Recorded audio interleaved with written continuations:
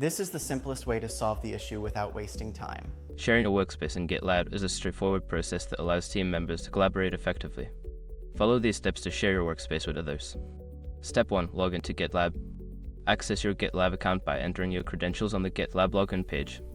Ensure you have the necessary permissions to share the workspace. Step 2. Navigate to your project. Once logged in, go to the dashboard and select the project you want to share. Click on the project name to open its main page. Step 3. Access project settings. On the project page, locate the settings option in the left sidebar. Click on it to expand the settings menu and then select members from the options provided. Step 4. Invite members. In the members section, you will see an option to invite new members.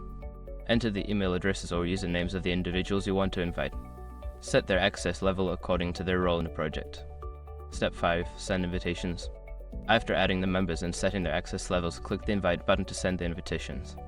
The invited members will receive an email notification and can join the workspace once they accept the invitation. By following these steps, you can easily share your workspace in GitLab and enhance collaboration with your team.